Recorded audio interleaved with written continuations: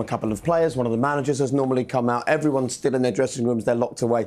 You've played in games like that. Is it just a moment just to go in and just decompress and just maybe calm down a bit before facing the cameras for both sets of players and manager? Yeah, and there's a debrief as well in such a high tempo. There's a lot riding on this game for both teams.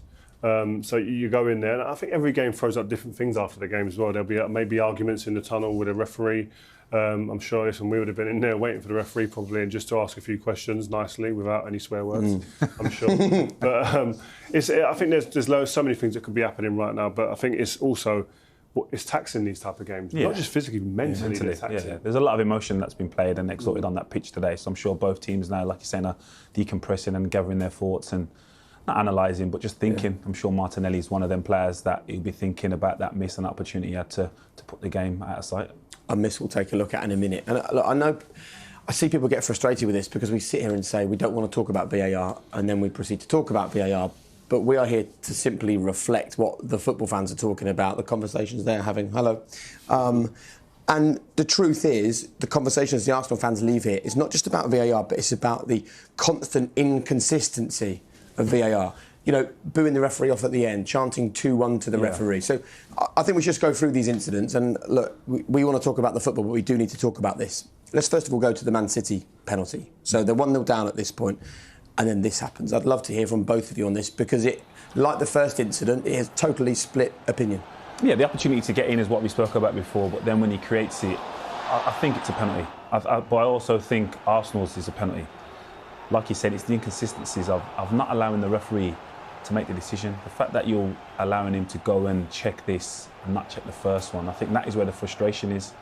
If you're asking him to do the same or have the same outcomes for both opportunities, I don't think people are as frustrated. Yes, you may not agree with the decisions, but you're allowing him to come to the same conclusion with the same process. But when the process is different, it's just frustrating. At the end of the day, you pull someone's shirt anywhere else on the pitch, it's a penalty. Yeah. Simple as that. So it's a penalty. There's no. I don't think there's any other way to look at that.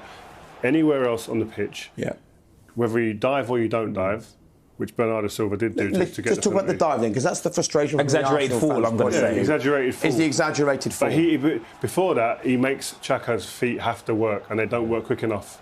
Yeah. And then obviously there's desperation in Xhaka's mind then to resort to having to pull the shirt. But then if he doesn't dive, maybe we don't get the opportunity to go to VAR.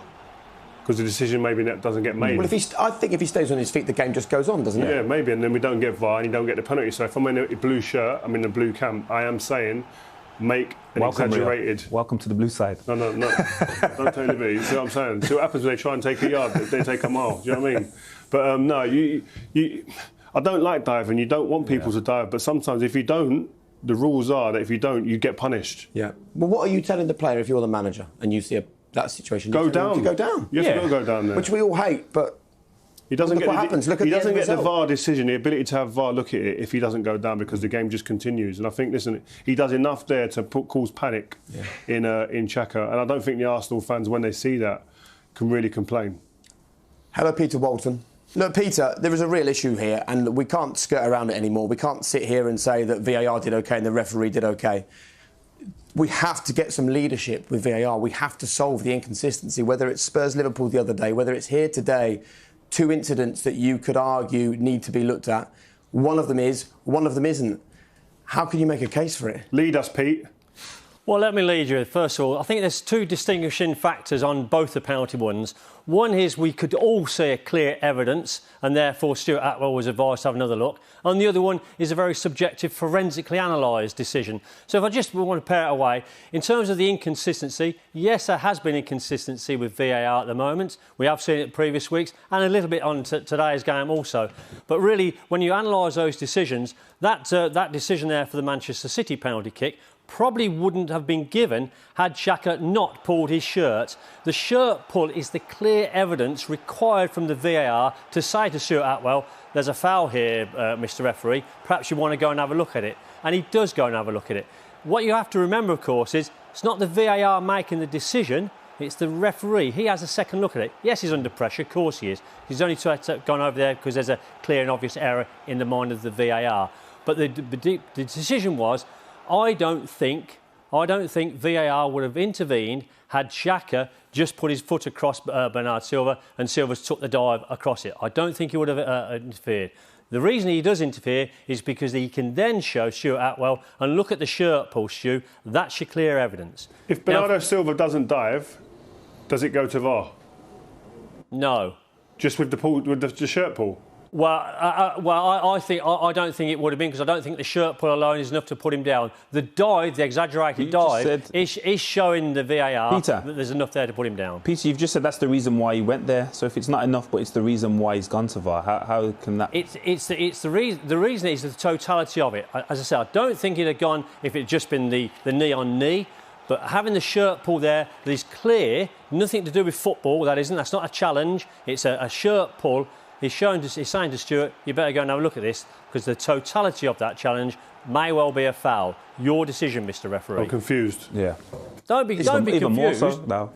Don't be confused, because that's the evidence they require. If you then layer on the first one that we looked at in the first half, was it a penalty kick or not? You can argue it's a penalty kick, and I'm not going to sit here and say it wasn't a penalty kick. But my argument is that you have to slow it down, forensically analyse it to come to the minute detail that Ramsdale may have got the player rather than Peter, the problem is the referee on the field of play didn't give either. So the only way to give the penalty to Manchester City is by slowing it down and taking a look at it. So why not just let the referee see this angle here and make a decision a decision on this, and then no one can complain, because they say, look, he might look at that and go, well, actually, I think he just gets a bit of the ball, or he might look at it and go, clearly takes the player's foot. Yeah, and I take your point about the inconsistency of VAR coming in, and I can't sort of go against that. What I will say is that we don't referee the game in slow motion. The slow motion is just used to show contact, and then if you layer on what the Premier League said at the start of the season, contact alone is not enough to give a foul in the area for a penalty kick. So that may well have played a part in the VAR's perception. Pete, we've slowed that one down there that Ederson makes a tackle. We see that there's contact with the foot of the player before the ball. So that surely means it's a penalty, no? I'm not going to argue with that, because when you slow it down and you look at it in a forensic way, there's a case there for a penalty kick. Absolutely right. But the point is, VAR has always been implemented to show everybody that it's a clear and obvious error. And really, are we having the game now played in minutiae detail that we have to go to that? Whereas if you look at the first one, you don't have to slow that down at all, and the person sitting in row Z can see the shirt pull. You try going into the Arsenal dressing room now and explaining that to them. Well, yeah, but they've signed up for it, Rio, because they didn't sign up for it. They've been told they're going to do it. We all know what VAR was brought in for. It wasn't brought in to look at every minutiae detail. It was brought in for the hand of God. And the Xhaka one is the shirt pull. But I will admit though, at the moment VAR is a little bit inconsistent with the way they come in. Yeah. I think the best thing is to leave it alone, let the on-field referee make the decision. Yeah, and I agree with Jake's point. I've totally in that you can't have, we'll look at one and we won't look at the other. Because in a change room, there's no way of justifying that for any player when you're in that battle out there. We'll look at that one for them, but we won't look at that one for you. You're just feeling hard done by at every single junction. I comment, and that's why I'm not really sitting here trying to justify the decisions or what. I'm just trying to outline the subtle difference between the two today. I do think there's an inconsistent application of VAR at the moment. Thanks, Pete. We're not even Arsenal fans, though, and we're sitting here feeling so frustrated about it. We're not arguing about the decisions, though. We were arguing about the procedure, the implementation, the process of it all. And as I said, that two fouls in the same place on the pitch, two different outcomes because the processes have been different. That's the frustration. And it's hard for Pete. It must be hard for him as well to even sit there and explain that to us, as hard as it is there. Then to implement the rules as well must be even more difficult. And the real frustration, right, is that this works in other sports. It works in other leagues. The technology is okay. All the technologies is additional information. But it feels like what is being let down by the human element of it. So I remember having these kind of frustrations in the Euros or the World Cup. It worked then. So why did it work though? Because the referee was told, go to the monitor, have a look at it, then make your decision. Maybe there's a cultural issue among the PGMOL that just some sort of leadership, someone needs to change. I don't know. You want someone to lose their job at New Year? Is that what you're saying? No, I want someone to be better at their job at New Year. That's what I'm saying. Right, let's have a look at. And 11 clear of Chelsea. Manchester City 17 wins from their 21 games so far this season. Chelsea and Liverpool separated by a point, go head-to-head at Stamford Bridge tomorrow. Arsenal will be in fourth. Whatever happens, of course, is today. But, as I say, if West Ham were to beat Palace, they would nudge up to 34 points and just a point behind Arsenal, having played the same number of games. But Spurs, if they beat Watford in our next game, will suddenly be 2 points behind Arsenal with 2 games in hand. West Ham manager David Moyes says he wants to build his team around England midfielder Declan Rice. Rice, 22, plays his 150th Premier League game for the Hammers when they visit Crystal Palace on New Year's Day. This season Rice has built on his Euro 2020 performances, attracting England's leading clubs, but his contract runs to 2024, with the option of another year. Declan's under a long contract, so from that point of view we've not got a big panic on, said Moyes. We've no intention of selling him, and I've said already many times, if we ever had to, it would be a shoot to the moon. My job is to keep building the club and the level up. We need players around Declan who are at a similar level. He has been a revelation for us this season and hopefully he keeps driving the team on. West Ham are in a strong position to retain the services of a player who will take over the club captaincy when Mark Noble retires at the end of the season. Moyes rates Rice as one of the top players in the Premier League at recovering the ball, thanks to his natural speed.